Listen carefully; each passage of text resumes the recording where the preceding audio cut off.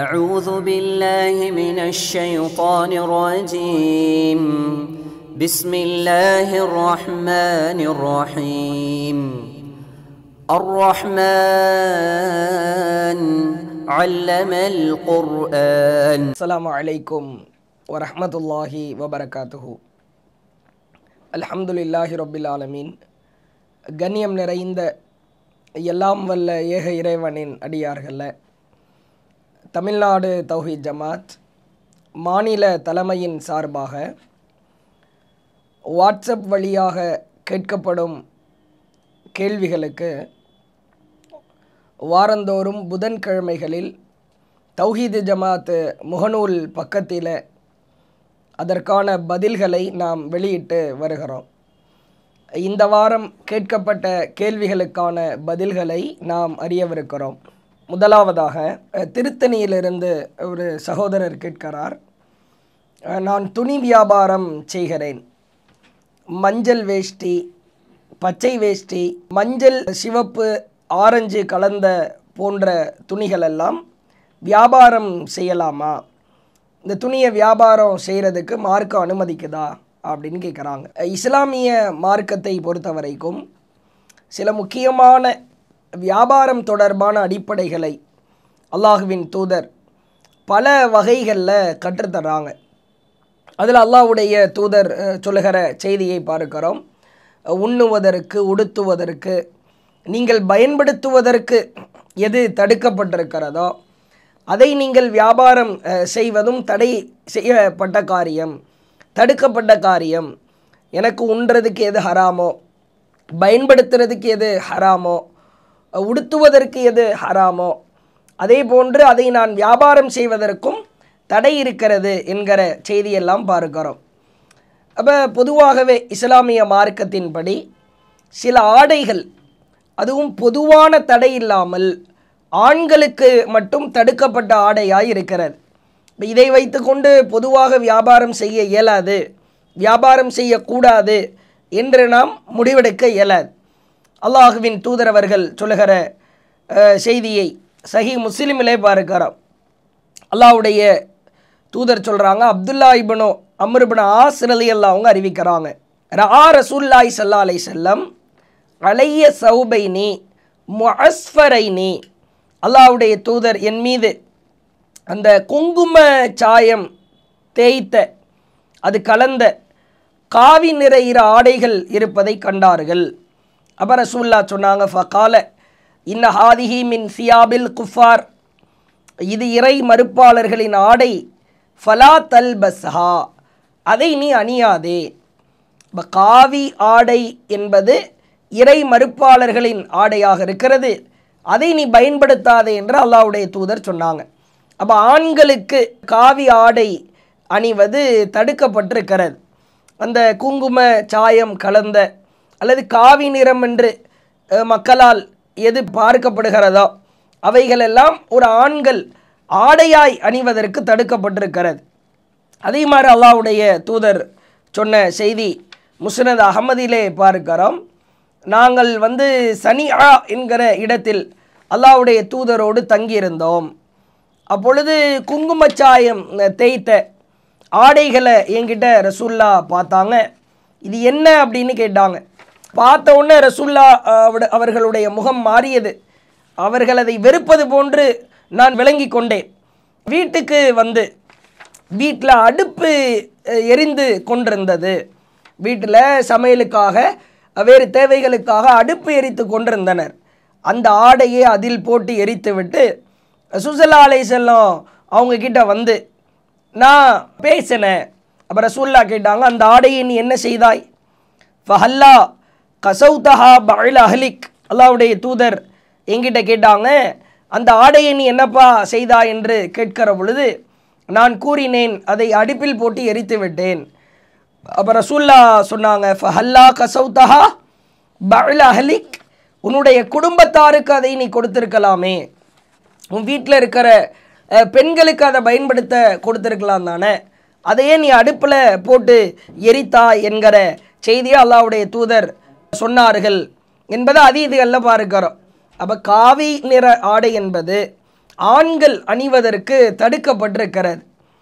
பெண்கள் காவி நிற ஆடையோ அந்த நிறம் உள்ள அவர்களுக்கான ஆடையோ அணிவதில் எந்த தடையும் இல்லை. அதையும் நாம் பார்க்கிறோம். முசன்னஃப் அப்துர் ரஸாக் என்கிற நபிமொழி தொகுப்பிலே பார்க்கிறோம்.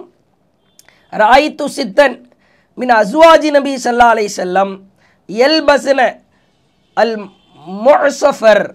அல்லாஹ்வின் தூதர் காலத்தில் ராயித்து சித்தன் மின் அஸ்வாஜி நபி ஸல்லல்லாஹு அலைஹி வஸல்லம் யல்பஸ்ன அல் முஅஸஃபர். நபிகள் நாயகம் அவர்களின் மனைவியரில் 6 பேர் குங்குமச்சாயம் தடவிய தேய்க்கப்பட்ட அது கலந்த காவி உடை அணிந்திருந்ததை நான் பார்த்திருக்கிறேன். இதை ஆயிஷா பின்த் சஅத் என்கிற ஒருவர் அறிவிக்கிறார்.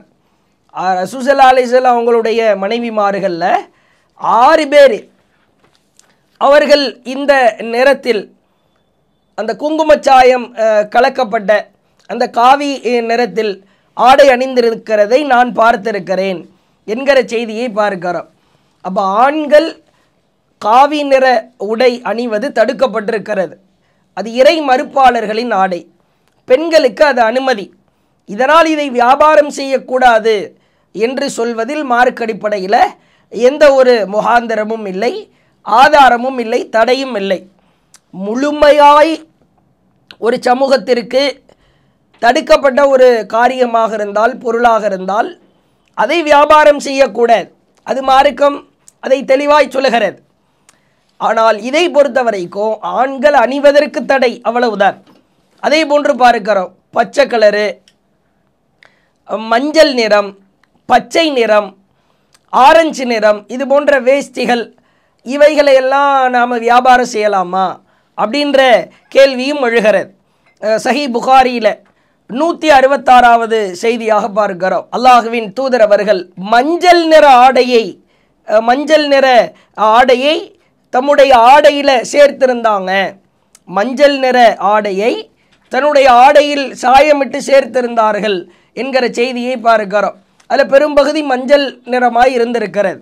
அதே போன்று சஹீஹ் புகாரியில் 376வது செய்தியாக பார்க்கிறோம். சிவப்பு நிற ஆடை ஃபி ஹுல்லத்தின் ஹம்ரா முஷம்மிரன்.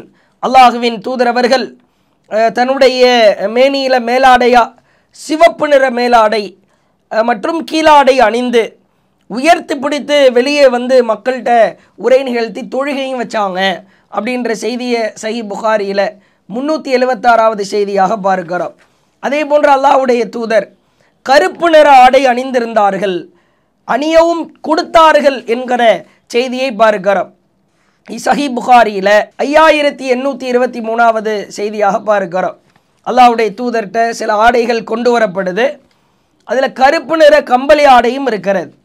இப்போ அல்லாஹ்வுடைய தூதர் நாம் இதை யாருக்கு அணிவிக்க போகிறோம் தெரியுமா அப்படின்னு சொல்லிட்டு, ஹமீஷத்துன் சௌதா சகீரா மன் தரவுன அன் நக்சுவ ஹாதிஹி உத்துனிபி உம்மி ஹாலித். உம்மு ஹாலிதுன்ற ஒரு சிறுமியை அழைச்சிட்டு வர சொல்கிறாங்க. அவர்களுக்கு வந்த உடனே இந்த ஆடையை அல்லாஹ்வுடைய தூதர் அணிய வைத்தார்கள் என்கிற செய்தியை பார்க்கிறோம். அப்போ கருப்பு நிற ஆடை, மஞ்சள் நிற ஆடை, சிவப்பு நிற ஆடை இதுவெல்லாம் தடுக்கப்பட்டிருந்தா அல்லாஹ்வுடைய தூதரை தடுத்திருப்பாங்க. கருப்பு நிற ஆடையை அல்லாஹ்வின் தூதர் தன் கையால் அணிய கொடுத்தார்கள் என்கிற செய்தியை பார்க்கிறோம். அதே மாதிரி 5824வது செய்தியில் அல்லாஹுவின் தூதர் அவர்கள் கருப்பு நிற மேலங்கியை அணிந்து கொண்டு அல்லாஹுவின் தூதர் உரை நிகழ்த்தினார்கள். அடையாளம் ஒட்டகத்திற்கு அடையாளம் இட்டு கொண்டிருந்தார்கள் என்கிற செய்தியை பார்க்கிறோம். கருப்பு நிற ஆடையை அல்லாஹ்வுடைய தூதரை அணிஞ்சிருக்கிறாங்கன்றது ஆதாரமாக இருக்கிறது. அதே போன்று பச்சை நிற ஆடை சஹீஹ் புகாரியில் 5825வது செய்தியாக பார்க்கிறோம்.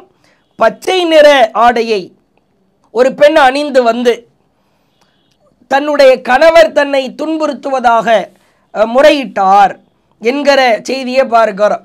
அப்போ பச்சை நிற ஆடையும் அல்லாஹ்வின் தூதர் காலத்தில் அணிந்திருந்தார்கள். அது ரசூல்லா எந்த தடையும் செய்யலை என்கிற செய்திகள் எல்லாம் நமக்கு ஆதாரமாக இருக்கிறது. அதே போன்று வெள்ளை நிற ஆடை அல்லாஹ்வுடைய தூதர் அணிந்திருந்தார்கள் என்பதற்கும் ஏராளமான செய்திகள் இருக்கிறது. அப்போ அடிப்படை என்ன? காவி நிற ஆடையை ஆண்கள் அணியக்கூடாது. அது இறை மறுப்பாளர்களின் ஆடை, அணிவதற்கு தடுக்கப்பட்டிருக்கிறது.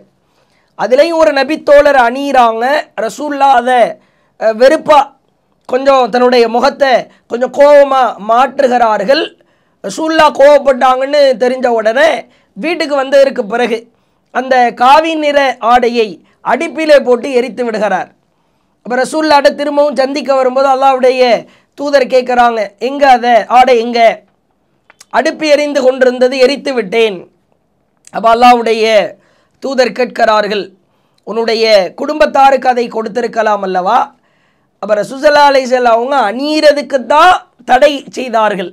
அதை விற்பனை செய்வதற்கோ வீடுகளில் இருக்கிற பெண்களும் அதை அணியாமல் இருப்பதற்கோ அல்லாஹ்வுடைய தூதர் தடுக்கவில்லை என்கிற செய்தியிலிருந்து பச்சை நிற ஆடையோ கருப்பு நிற வேஷ்டியோ அல்லது ஆரஞ்சு கலரில் இருக்கிற அது போன்ற குங்குமச்சாயம் தேய்க்கப்பட்ட ஆடைகளோ விற்பனை செய்வதில் மார்க்கடிப்படையில் எந்த தடையும் இல்லை என்பதை இந்த கேள்விக்கு பதிலாய் சொல்லிக்கொள்கிறோம். அடுத்ததாக, பெண்கள் ஜனாசா தொழுகை வைக்கலாமா? எனக்கு தெரிந்த ஒருவர் அவருடைய தந்தைக்கு பெண்கள் மட்டும் குழுமிருக்கிற சபையில் தொழுகை நடத்தினார். அவருடைய சகோதரன் ஆண்களுக்கு தொழுகை நடத்தினார். இது போன்று செய்வதற்கு மார்க்கத்தில் அனுமதி இருக்கிறதான்னு கேட்குறாங்க. பொதுவாக தொழுகையின் சட்டத்தை பொறுத்த வரைக்கும் ஒரு அடிப்படையான மிக முக்கியமான சட்டம் என்னவென்றால், ஒரு ஆணுக்கு ஒரு பெண் தொழுகை நடத்துவதை மார்க்கம் அனுமதிக்கவில்லை. அதற்கு எந்த ஆதாரமும் இல்லை. ஒரு ஆண் இருக்கிற பொழுது அந்த ஆணுக்கு ஒரு பெண், அவர் எவ்வளவு பெரிய ஹிஃபுல் குரானை ஹிஃபுல் செய்தவராக இருந்தாலும் அதிகமான சூறாக்களை மனனம் செய்திருந்தாலும் ஒரு ஆணுக்கு ஒரு பெண் தொழுகை நடத்த இயலாது. அதற்கு மார்க்கத்தில் அனுமதி இல்லை. அது அல்லாமல் சக பெண்களுக்கு ஒரு பெண் இமாமாக நின்று தொழுகை நடத்துவதற்கு மார்க்கத்திலே தடுப்பதற்கான எந்த ஆதாரமும் இல்லை. பெண்கள் சபை குழுமிருக்கிற பொழுது ஒரு பெண்ணுக்கு சக பெண்களுக்கு ஒரு பெண் இமாமாக தொழுகை நடத்தி கொள்ளலாம். இதே போன்றுதான் ஜனாசா தொழுகையும் கூட. ஜனாசா தொழுகையை பொறுத்த வரைக்கும் ஜனாசா தொழுகை என்பது இறுதியாக அந்த ஜனாசாவிற்காக கேட்கிற உளமாற கேட்கிற பிரார்த்தனை, குடும்பத்தார் அல்லது தந்தையை இழந்த மகள், சகோதரனை இழந்த சகோதரி, இதுபோன்று பெண்ணாக இருப்பவர் கணவனை இழந்த மனைவி தன்னுடைய குடும்பத்தாருக்காக ஜனாசாவை வீடுகளில் வைத்தோ அல்லது சக பெண்களுக்கு ஒரு பெண் முன்னிலையில் இமாமாக நின்றோ தொழுகை வைப்பதை மார்க்கம் தடுக்கவில்லை. ஜனாசா தொழுகையில் பெண்கள் கலந்திருக்கிறார்கள் என்கிற செய்தியை பார்க்கிறோம். பிரபலியமான செய்தி தான். அல்லாஹுவின் தூதர் காலத்திலே வாழ்ந்த நபித்தோழர் அபூ தல்ஹா உம்மு சுலைம் அவர்களுடைய மகனார் உமைர் அவர்கள் இறந்து போன நேரத்தில் ரசூல்லா அந்த சிறுவனை பார்க்கறதுக்கு வர்றாங்க. வரும்போது வீட்டிலேயே அவங்களுக்கு ஜனாசா தொழுகை நடத்துகிறாங்க. ரசூல்லா பின்னால் அபூ தல்ஹா ரலியல்லாஹு அவர்கள், அதற்கு பின்னால் உம்மு சுலைம் அவர்கள் நின்றார்கள் என்கிற செய்தியை பார்க்கிறோம். ஒரு ஜனாசா தொழுகையில் பெண்கள் கலந்திருக்கிறார்கள். இன்றைக்கு பல ஊர்களில் மார்க்கத்தை சரியாக புரியாதவர்கள், அறியாதவர்கள், விளங்காதவர்கள் பெண்களுக்கு ஜனாசா தொழுகையே இல்லை என்று தடுப்பதை பார்க்கிறோம். இது அறியாமை.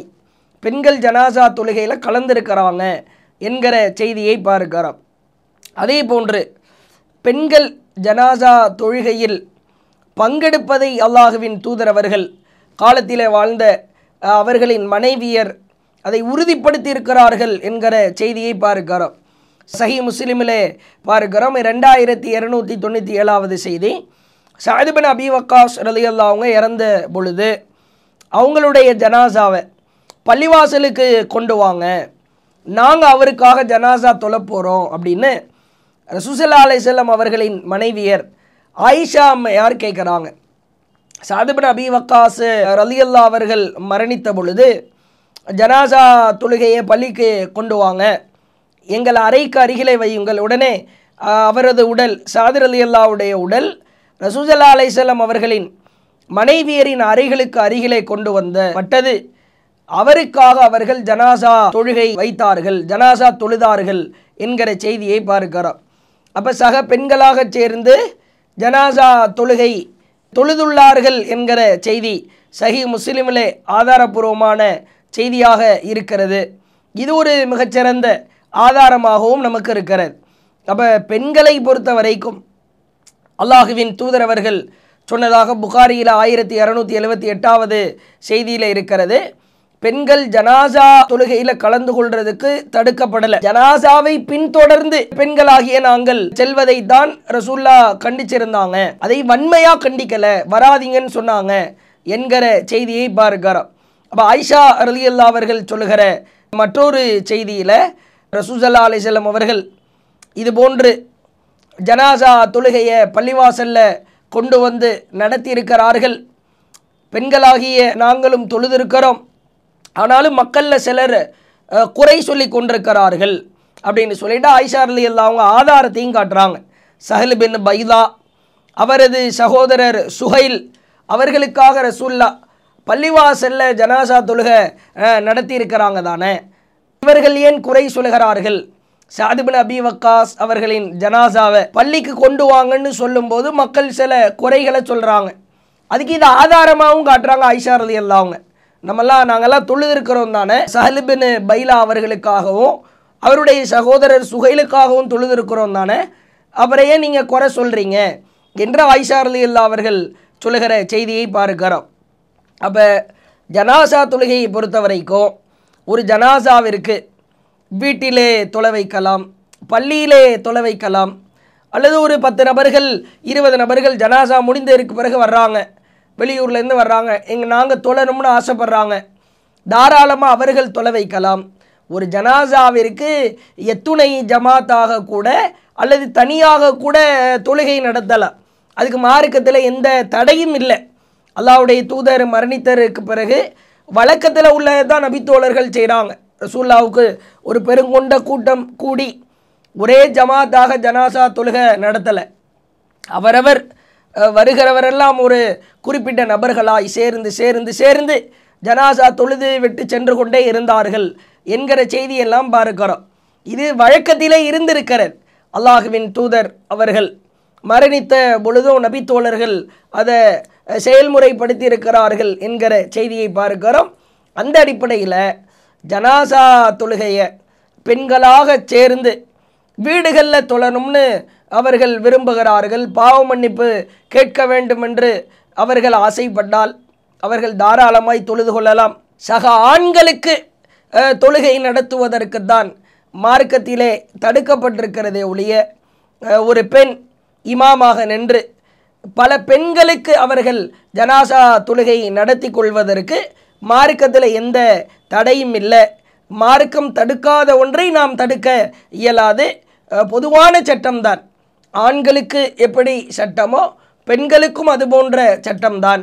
சக ஆண்களுக்கு ஒரு பெண் ஜனாசா தொழுகையோ கடமையான தொழுகையோ அவர் இமாமாக நின்று தொழுகை நடத்த இயலாது. மற்றபடி ஒரு பெண் இமாமாக நின்று பல பெண்களுக்கு அவர் ஜனாசா தொழுகை நடத்தி கொள்வதில் மார்க்கத்தில் எந்த தடையும் இல்லை என்பதை இந்த கேள்விக்கு பதிலாய் சொல்லிக்கொள்கிறோம். அடுத்ததாக முஹம்மது நபி ஸல்லல்லாஹு அலைஹி வஸல்லம் அவர்களை இறைவன் இந்த உலகத்திலே படைப்பதற்கு முன்பு அவர்களை ஒரு துளியாக படைத்து மயிலிறகில் மறைத்து வைத்ததாக கூறுகிறார்களே, இது பற்றிய உண்மைத்தன்மையை கூறுங்கள், இது சரியா அப்படின்னு கேட்குறாங்க.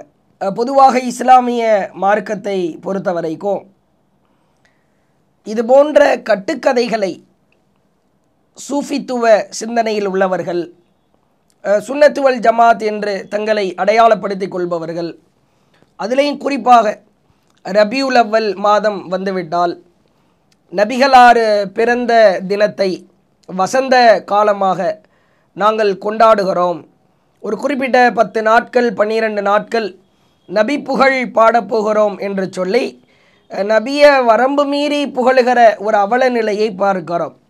எது இருக்கிறதோ எவ்வாறு நபிகளார் புகழச் சொன்னார்களோ அவ்வாறு புகழ்வதுதான் மார்க்கத்திலே அனுமதிக்கப்பட்டிருக்கிறது. நபியும் அதைத்தான் விரும்பினார்கள். அல்லாஹ்வும் அப்படிப்பட்ட புகழ் மாழைக்குத்தான் நன்மையை தருவான்.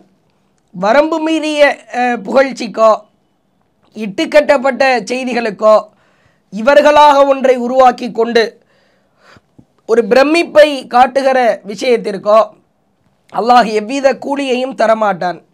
கூலி தரமாட்டான் என்பதை தாண்டி அது பாவமான காரியமாக ஆகிவிடும். நீங்கள் கூட பார்க்கலாம், அல்லாஹுவின் தூதர் அவர்களின் பெயரால் கட்டப்பட்ட ஏராளமான கட்டுக்கதைகள். அவ்வலுமா ஹலக்கல்லாஹு நூறு நபியுக்க, முதலில் அவ்வலுமா ஹலக்கல்லா, முதலில் படைக்கப்பட்ட காரியம், இந்த உலகத்தில் முதலில் அல்லாஹ் நபியின் ஒளியைத்தான் படைத்தான் என்கிற செய்தியை பார்க்கிறோம். நூறு நபியுக், முதலில் அல்லாஹ் படைத்தது நபியின் ஒளியை படைத்தானாம். இப்படியெல்லாம் எழுதி வைத்திருக்கிறார்கள். அதே போன்று மயிலிறகிலே ஒரு துளியை மறைத்தான். உலகம் படைக்கப்படுவதற்கு முன்பு முகம்மது அவர்கள் குறித்த அல்லாஹ் இப்படியெல்லாம் செய்தான் என்கிற செய்தியெல்லாம் முட்டாள்தனமான, இது பச்சையாக இட்டுக்கட்டப்பட்ட செய்திகளாகத்தான் இருக்கிறது. அதுதான் சூஃபித்துவ சிந்தனை கொண்டவர்கள் இது போன்ற கட்டுக்கதைகளை மக்களிடத்திலே விதைத்தார்கள். அல்லாஹ்வுடைய தூதர் அழகாய் சொன்னார்கள், நான் இன்னி அப்துல்லா, அல்லாஹுவின் அடிமை, என்னை அல்லாஹுவின் அடிமை என்று சொல்லுங்கள், அல்லாஹுவின் நபி என்று சொல்லுங்கள் என்கிற வாசக பிரயோகத்தை பார்க்கிறோம்.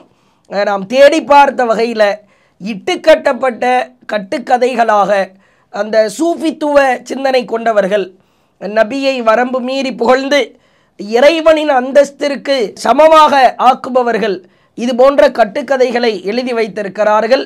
அல்லாஹுவின் தூதர் மீது கட்டவிழ்த்து விடப்பட்ட பச்சை பொய்தான் இதெல்லாம். இது மாதிரி ஏராளமான சம்பவங்கள் இருப்பதை பார்க்கிறோம். அல்லாஹுவின் தூதர் இதற்கு தான் முன்னரே எச்சரித்தார்கள். மன் கதப அலைய முத்தஅம்மிதன் ஃபல்யதபவ்வ மக்அதஹு மினன் நார், யார் என் மீது வேண்டுமென்றே பொய்யை இட்டு கட்டுகிறாரோ, நான் சொல்லாத ஒன்றை சொல்லியதாக செய்ததாய் அவர் கூறுகிறாரோ, அவர் தன் இடத்தை நரகத்தில் அமைத்து கொள்ளட்டும். வன்மையாக கண்டிச்சாங்க. உன் இடம், உனக்கு ரிசர்வேஷன், முன்கூட்டியே உன்னுடைய இருப்பிடத்தை நீ நரகத்தில் அமைத்து கொள் என்று அல்லாஹுவின் தூதர் வன்மையாய் கண்டித்த ஒரு காரியம்தான் இது. அப்போ ரபியுல் அவ்வல் மாதத்தில் நபி புகழ் பாடுகிறோம், மீளாது மேடைகளில் பேசுகிறோம் என்றெல்லாம் பேசுபவர்கள், புகழ் பாடுபவர்கள் எந்த புகழை வரம்புக்கு உட்பட்டு அல்லாஹ்வும் அல்லாஹ்வுடைய தூதரும் கற்றுத்தந்தார்களோ அப்படிப்பட்ட வார்த்தைகளை கொண்டு எல்லா நாட்களிலும் அனுதினமும் ஸலவாத்து சொல்லி நபியை புகழலாம். நபி வாழ்ந்த வரலாற்று தகவலை சொல்லலாம். நபிகளார் கற்றுத்தந்த ஒழுக்க மாண்புகளை சொல்லி புகழலாம். இதுதான் புகழின் வழிமுறையே தவிர இது போன்ற இட்டுக்கட்டப்பட்ட செய்திகளால் சமூகத்திற்கு எந்த லாபமும் இல்லை. மயிலிறகில் அல்லாஹ் மறைத்து வைத்தான், மயிலுக்குள் அல்லாஹ் புகுத்தினான், பறவை வடிவத்தில் அல்லாஹ் உருவாக்கி உலகம் முழுக்க அல்லாஹ் பறக்கச் செய்தான். இது போன்ற கட்டுக்கதைகளால் சமூகத்திற்கு என்ன லாபம்? இது போன்று இட்டுக்கட்டப்பட்ட செய்திகளை யார் பேசினாலும் சரி, அது எவ்வளவு பெரிய அறிவாளிகளாக இருந்தாலும் சரி, நபியின் பெயரால் இட்டுக்கட்டினால் அவர்கள் தங்களுடைய இடத்தை நரகத்தில் அமைத்து கொள்வார்கள் என்கிற பகிரங்கமான கொடூரமான எச்சரிக்கையை அல்லாஹுவின் தூதர் விடுக்கிறார்கள். இந்த செய்தி நபி உடலை, நபியினுடைய உயிரை உலகம் படைக்கப்படுவதற்கு முன்னால் மயிலிறகில அல்லாஹ் மறைத்து வைத்தான் என்கிற இந்த செய்தி பச்சையாய் சொல்லப்பட்ட அவதூறு செய்திதான், இட்டுக்கட்டப்பட்ட செய்திதான் என்பதை இந்த கேள்விக்கு பதிலாக சொல்லிக்கிறோம். அடுத்ததாக, ஜமாத்து தொழுகை இல்லாமல் தனியாக தொழுகும்போது ஒருவர் வந்து சேர்ந்தால் தொழுபவரை வலது பக்கம் தொட்டுதான் தொழுக வேண்டுமா? தொழுபவரை வலது பக்கம் தொட்டு தான் சேர்ந்து தொழுக வேண்டுமா? அல்லது அவர் வலது பக்கம் நின்றால் போதுமா? அதே மாதிரி மூன்றாவதாக ஒருவர் வருகிறார், இருவர் தொழுது கொண்டிருக்கிற பொழுது மூன்றாவதாக ஒருத்தர் வர்றாரு. அந்த இமாமுக்கு அருகிலே நிற்பவரை பின்னால் பிடித்து இழுக்க வேண்டுமா அல்லது இமாமை முன்னால் தள்ள வேண்டுமா அப்படின்னு கேட்குறாங்க. தொழுகையை பொறுத்த வரைக்கும் நபிகள் நாயகம் ஸல்லல்லாஹு அலைஹி வஸல்லம் அவர்கள் காலத்தில் தொழுகையில் அவ்வளவு கவனமாக அவ்வளவு எச்சரிக்கை உணர்வோடு இறையச்சத்தோடு இருந்திருக்கிறார்கள். தொழுகைக்கு தாமதமாக வருவது ரொம்ப அரிது தான். முதல் ரக்காத்தில் அல்லாஹுவின் தூதரோடு சஃபிலே நின்றிருக்கிறார்கள். நம்முடைய காலகட்டத்தில் எழுந்து தொழுவதை போன்றோ அல்லது தொழுகைக்கு தாமதமாக வந்து அடுத்தடுத்த ஜமாத்தை நடத்தி கொள்வதோ அது மிகவும் அரிது. ஆனாலும் மார்க்கத்திலே இதற்கு தடை இல்லை. ஒருவர் தாமதமாக வருகிறார், பிறகு அவரோடு சேர்ந்து இன்னும் சிலரும் ஜமாத்தாக சேர்ந்து தொழுகை நடத்தி கொள்ளலாம். அந்த அடிப்படையில் ஒருவர் தனியாய் தொழுது கொண்டிருக்கிற பொழுது நம்மில் பலர் என்ன செய்கிறார்கள் என்றால், அந்த தொழுது கொண்டிருப்பவரை அவர் இமாம் என்று உணர்த்துவதற்காக அவருடைய முதுகிலோ அல்லது பின்பகுதியிலோ தொட்டு விடுவதையோ தட்டி விடுவதையோ பார்க்கிறோம். இதற்கு மார்க்கத்தில் எந்த ஆதாரமும் இல்லை. ஒருவர் இமாமாக நீங்கள் அவரை போய் சேரப்போகிறீர்கள், இதை தொழுது கொண்டிருக்கிற அவர் புரிய வேண்டும். நாம் தனியாக நின்று தொழுது கொண்டிருக்கிறோம், நம் வலப்புறம் ஒருவர் வந்து நின்று விட்டாலே நாம் இமாமாக ஆகிவிட்டோம் என்பதை ஒவ்வொருவரும் புரிய வேண்டும். பக்கத்தில் வந்து நிற்கிறாங்க, இப்போ தொலை வைக்கிறவர் மௌனமாக நிற்கிறார், இவர் இமாமா ஆயிடுவார்னு வந்து நிற்கிறார். இப்போ தொடுறதோ தட்டுறதோ இந்த பிரச்சனை ஏன் வருதுன்னா, தொழுகைக்காக ஒருவர் நிற்கிற பொழுது அருகிலே வந்து விட்டாலே நம்மை இமாமாக முன்னிறுத்தி விட்டார். அப்போ என்ன செய்யணும்? சப்தமிட்டு ஓதுகிற தொழுகையாக இருந்தால் சூறாக்களை சப்தமிட்டு ஓத வேண்டும். ருக்கு சுஜூத் அல்லாஹு அக்பர் சமி அல்லாஹு லிமன் ஹமிதா என்று தன்னை இமாமாக நிறுத்திவிட்டார் என்பதை உணர்ந்து வலப்புறம் நிற்பவரை நம்மோடு சேர்ந்து தொழுகைக்காக இணைந்து விட்டார் என்பதை அவர் ஆழமாய் புரிந்து கொள்ள வேண்டும். இந்த விழிப்புணர்வு மக்களிடத்தில் குறைவாக இருப்பதை பார்க்கிறோம். அதே மாதிரி நீங்கள் பாருங்கள், ரசூலுல்லா காலத்தில் தொடலை தட்டலை, பக்கத்தில் போய் நின்ன உடனே இமாம் என்பதை அல்லாஹுவின் தூதர் உணர்ந்து விட்டார்கள் என்கிற செய்தியை பார்க்கிறோம். அல்லாஹ்வுடைய தூதர் காலத்தில் இப்னு அப்பாஸ் ரலியல்லாஹு அவங்க ரசூல் ஸல்லல்லாஹு அலைஹி வஸல்லம் அவருடைய மனைவி மைமுனா ரலியல்லாஹு அவர்கள் இப்னு அப்பாஸ் அவர்களுடைய சிறிய தாயார் சின்னம்மா வீட்டில் இருக்கிறாங்க. ரசூலுல்லாஹ் இஷா தொழுதுட்டு வந்து ஒரு 4 ரக்காத்து தொழுதுட்டு தூங்கிட்டாங்க. பிறகு இரவின் நேரத்தில் அந்த தஹஜ்ஜுடைய நேரத்தில் எழுறாங்க. எழுந்து தொழுது கொண்டிருக்கிற பொழுது இப்னு அப்பாஸ் ரலியல்லாஹு அவர்கள் நபிகளாரின் இடப்பக்கம் போய் நிற்கிறார். இப்போ சஃபின் முறை என்ன? இமாம் நிற்கிற பொழுது சஃபிலே வலப்பக்கம் நிற்க வேண்டும். இதான் வரிசையினுடைய முறை, சஃபினுடைய முறை. இப்போ ரசூலுல்லாஹ் உணர்ந்துட்டாங்க, நம்மோடு சேர்ந்து இவர் தொழுகைக்காக இணைந்திருக்கிறார், நம்மை இமாமாக ஆக்கியிருக்கிறார். ரசூலுல்லாஹ் எதிர்பார்க்கல, தனியாக தான் நிற்கிறாங்க. இப்னு அப்பாஸ் வந்து சேருவார் இணைவார் என்பதை ரசூலுல்லாஹ் எதிர்பார்க்கல. இப்போ அல்லாஹ்வுடைய தூதர் என்ன பண்ணுறாங்க? இடப்பக்கம் நின்ன அந்த சிறுவன் இப்னு அப்பாஸ் அவர்களை வலப்பக்கத்தில் வந்து நிறுத்தினார்கள் என்கிற செய்தியை பார்க்கிறோம்.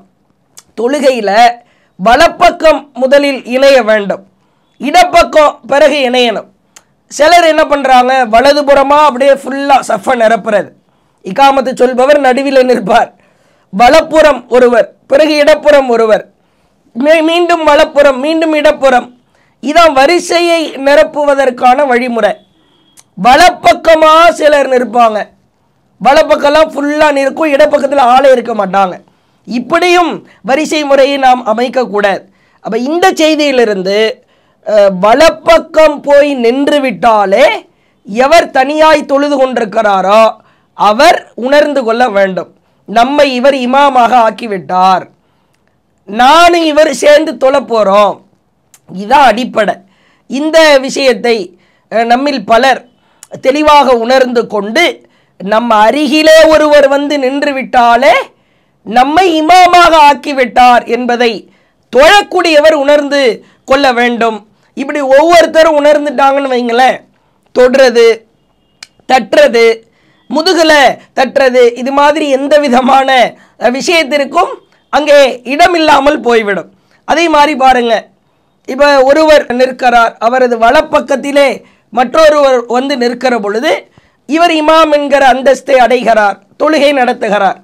இப்போ மூணாவதாக ஒருத்தர் வந்து சேர்றார். இந்த 2 பேர் தொழுகிற பொழுது மூன்றாவதாக ஒருவர் வந்து சேருகிற பொழுது அவர் எப்படி நிற்க வேண்டும்? அல்லாஹ்வுடைய தூதர் அவங்க காலத்தில் நடைபெற்ற சம்பவத்தை அனஸ் ரலியல்லாஹு அவங்க விளக்குறாங்க. என்னுடைய பாட்டி முலைக்கா அவர்களுடைய வீட்டில் சமைச்சு நாங்கள் சாப்பிட்டுட்டு ரசூல்லா நாங்கள் எல்லாம் தொழுகைக்காக எழுந்தோம். அப்போது அல்லாஹ்வின் தூதர் தொழ வைப்பதற்காக நின்றார்கள்.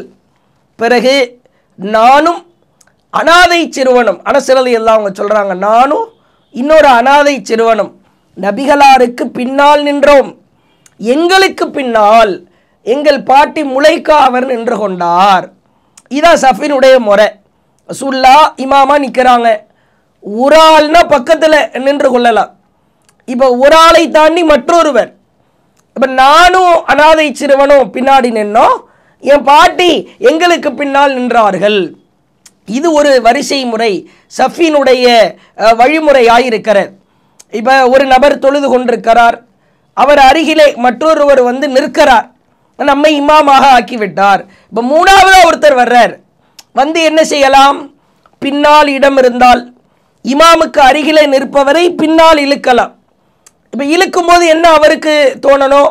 ஓஹோ, நம்மோடு சேர்ந்து இன்னொருவர் இணைய போகிறார், நாம் பின்னாடி வந்துடுவோம் அப்படின்றத அவர் உணரணும்.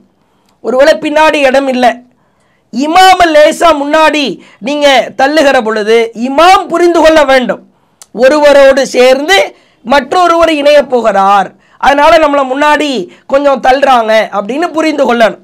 இதை முஸ்லிம்களாகிய நாம் தொழுகை சட்டங்களை மிக தெளிவாக புரிந்து கொள்ளுகிற பொழுது இந்த தொடுவதோ தட்டுவதோ இது மாதிரி மார்க்கத்தில் அல்லாஹ்வின் தூதர் சொல்லாத விஷயங்கள் எல்லாம் உள்ளே வராமல் இருப்பதற்கு மிக ஏதுவாக இருக்கும்.